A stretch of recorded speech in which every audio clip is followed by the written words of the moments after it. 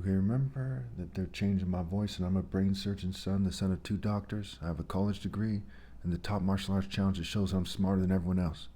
So I'm not going to tolerate any arguments that have to do with, hey, maybe he just doesn't know how to use a microphone. I have a degree in IT. They're sabotaging me, and they're changing my voice covertly, and people in the government have admitted that and have 23 witnesses on record now. So this is part 2 about Mark Driscoll. We left off in point 11 where I read Isaiah 3:12.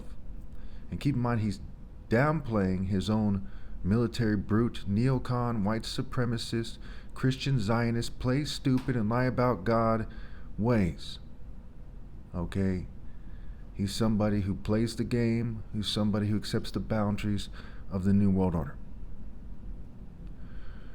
So, point number 13, he talks about, the problems with these children that we're seeing all over the country, where people are telling them to pick their gender and they're trying to influence them, and there's child sex changes, what have you. And that's a problem. But why is it there? Because the conservative elite put it there. By conservative, I mean the people who run both parties. What stays the same, right? They want to maintain their power. They want to conserve their power, and they want to conserve a feudal system dynamic where there's certain kill rates at play. There's certain classes at play. And I'm not saying that there shouldn't be rich and less rich, but there shouldn't be rich and poor and extremely poor. There should just be kind of rich and middle class.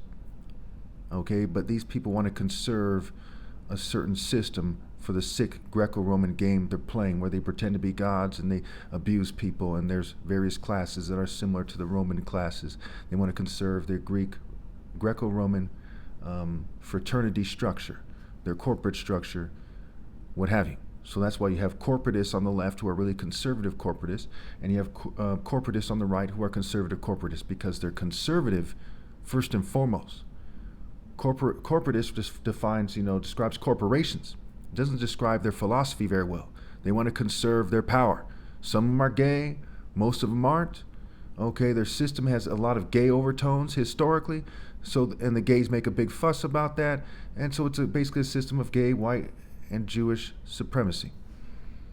So basically a system of gay supremacy, white supremacy, and Jewish supremacy. Notice I'm stumbling on my words. Again, you should know and you should hate. You should know that they're doing it to me, and you should hate them for doing it to me. And should hate the thought of listening to other people or following them because they're not persecuted for righteousness' sake. Matthew 5:10 is a command from God Almighty, saying you must be persecuted for righteousness' sake. Blessed are those who are persecuted for righteousness' sake, for theirs is the kingdom of heaven. You're not persecuted, I am. Why aren't you persecuted? Because you're disobeying God. Shame on you. Point number 14. He brings up that in 1941, Pearl Harbor was attacked. In 1942, the National Association of Evangelicals formed, and it was a Protestant organization. Okay, he brought up that 80% of the young men were sent away to go to war, right? Service, right? Service. And they were 18 to 26. Point number 16, he says women and children and older men and soft men were left. He says that they basically go into the church and they cause a lot of problems, and as a result, the church becomes very weak and effeminate, right? Leads me to point 17. The church was 60 to 65% female, and as a result of the day, the church is very effeminate, both parties. That's not just the left, it's both, it's all the churches. They're very effeminate, they're very weak, and there's some brutes like Driscoll, what have you. Now, we see that there's people saying things to me like, well, would you wait until you can kind of speak, quote unquote, properly? Who's properly? Your devil properly, or universal truth based properly? Your sense of propriety is why I'm not proud to be part white, and I'm Jesus. Let that sink in for a moment. Okay, so point number 17, he says that the churches historically were 60 to 65% female, and that brought them way down. Point number 18. He said the pastors started being more like therapists and not like military people on a mission who were challenged and were disciplined. Again, disciplined in what sense? Disciplined to obey only the white power structure and accept their boundaries? Or disciplined with universal pinpoint and moral precision? You people aren't disciplined as you're refusing to debate me. You refuse to because you know I'm right. And you know you're leading your own and everyone else to hell. And for what? So you can be a greedy race of oppressors? What good is that? Why would you do that? Why would people who read and think about morality all the time turn around and commit to what is evil? Doesn't that make you more evil over time? What is the epigenetic effect of that? And of course, after my flesh dies, all hope will be lost, and it doesn't take a genius to figure that out. Point number 19. Okay, everyone sinks way lower for being slack in their work, especially the people on duty, their families, the military, everyone they're trying to stick up for, what have you. And also more punishment on them for the people they tend to try to scapegoat. But everyone outside the divine order is guilty according to their deeds, and the divine order is God through me. Anyone not obeying God through me is in rebellion. Shame on them and their families. So he complains about the philosophy of these churches, right? And obviously the churches are wrong, and he's wrong as well. He said that their philosophy is about tolerance, acceptance, affection, and caregiving, and not about winning and warring. And he says that these things, have been the precedent of the evangelical church for more than 80 years. So he's making it seem like you shouldn't tolerate things you should tolerate, and you shouldn't accept things you should accept, and you shouldn't have affection in a true way because he seems like a very cold-hearted person. He makes it seem like you shouldn't care about the people you should care about. And he builds a straw man saying, hey, these people accept, LGBT thinking, all these things people shouldn't accept. But he kind of blurs the line there. And he makes it seem like you should be some kind of gun-ho G.I. Joe guy going, G.I. Joe, it's about winning and warring, man. Guys like us. Okay, and it's stupid. Point number 20. He says the dating pool is the bottom of the septic tank. Women are brainwashed. They don't love God. They don't want to get married, etc. That includes people who are following him, mind you. So see that there's a hypocrisy. So they don't want to have kids because they have been brainwashed by a secular cult of feminism. To some degree, that's true. But you shouldn't have kids, right? Why would you have kids when they're just going to be hooked to a machine while people play stupid about it, and while people pretend to be holy while they're playing stupid about it, or they pretend to be serving God while they're playing stupid about it? Okay, so he cites Genesis 3, right? Eve giving Adam the apple, what have you. Point number 21.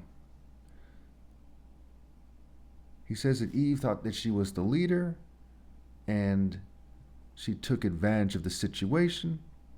But keep in mind, the snake is a phallic symbol.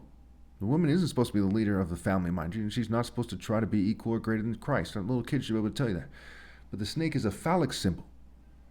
So it wasn't just the female's fault. It's also these patriarchal societies like Greece and Rome that were leading them astray, and the ones in North Africa and the Middle East, and were very kind of significant relative to the story. So what does the fruit represent? Well, it represents crafts, like the crafts he's using.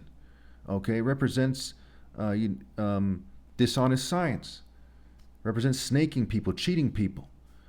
Banking, deception, false leaders, psychology, drugs, illusion, chemistry, white supremacy, Jewish supremacy, LGBT supremacy, ethnocentrism.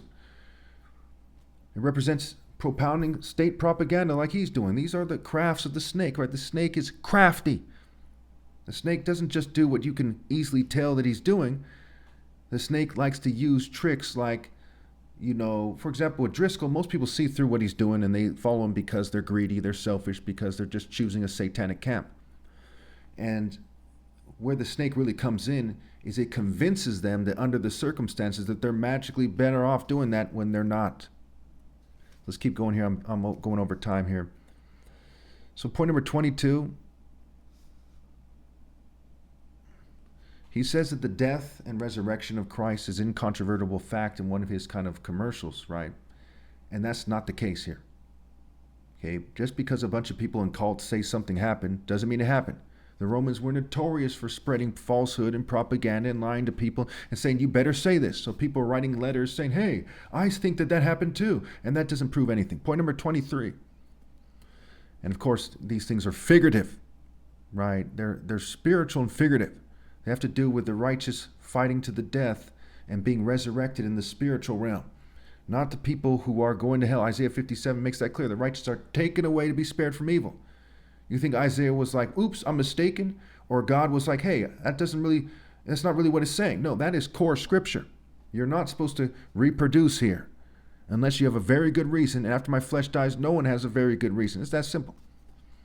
Thus, Abraham and Isaac, Luke 23, what have you, right? The spirit is everything. The flesh means nothing. Point number 23, he says that there's been a war between the sexes since the Garden of Eden, and he's not representing for virtuous and righteous men. That's the reality of it. He doesn't say that, but that's the reality of it. Okay, so point 24, let's go over the waves of feminism really quickly here. Go over some dates here. After we get done with 26, we'll call it a wrap for this video, and then we'll finish in the next part. So first wave feminism, 1840 to 1920. These are things he's pointing out. So they were concerned with legal rights like voting and property rights, and that leads up to women's suffrage. The second wave of feminism from 1960s to the 1990s, he says there's social and cultural questions being brought up, right? Equality, there's sexual liberation, what have you. Third wave, he says it's from the 1990s to 2000, and they were considering individualism and intersectionality.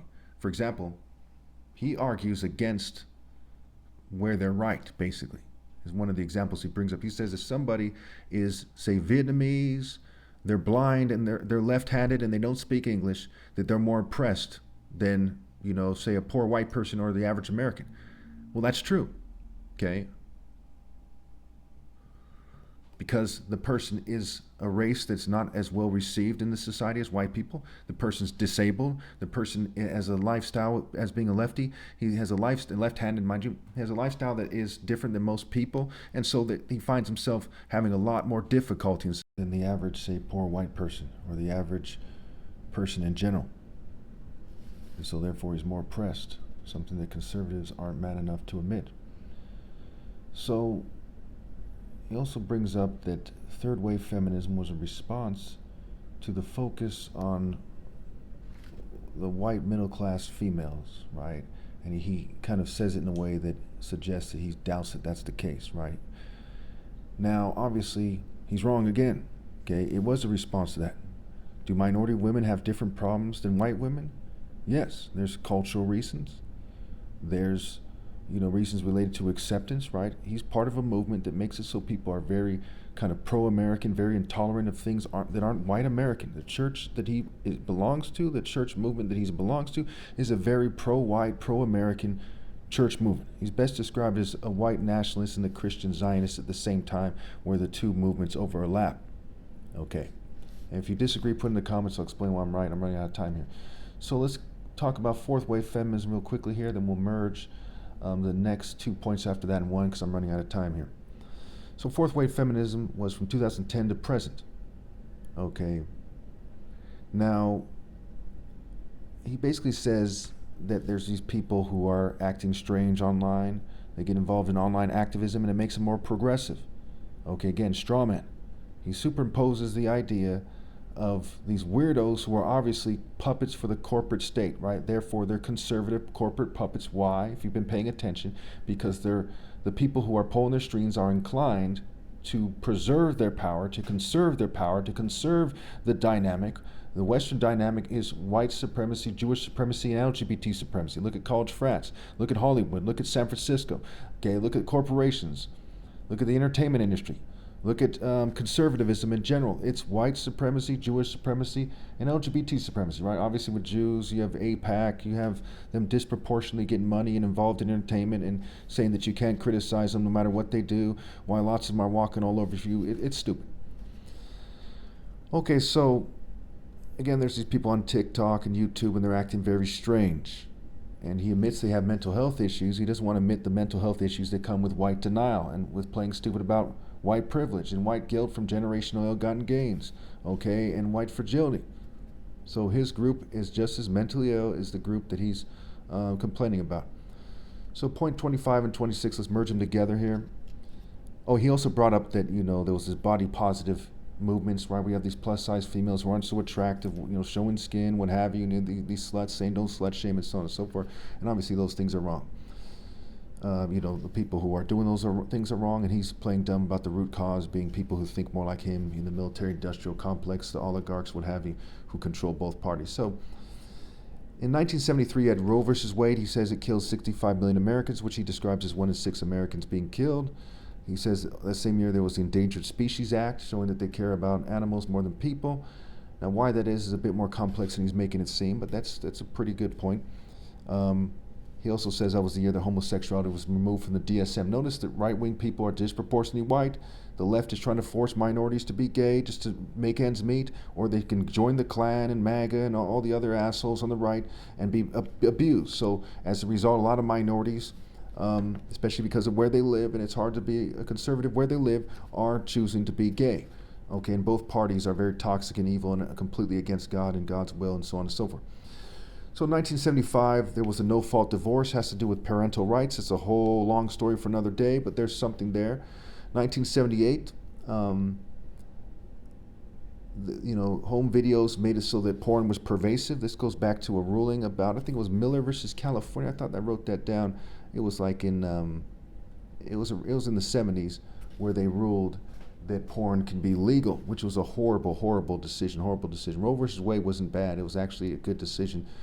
Children are better off not being born than being born in an evil world where, they're like guaranteed to be evil. And after my flesh is dead, there's no possibility, after my flesh, my physical body dies, there'll be no possibility for them to be good.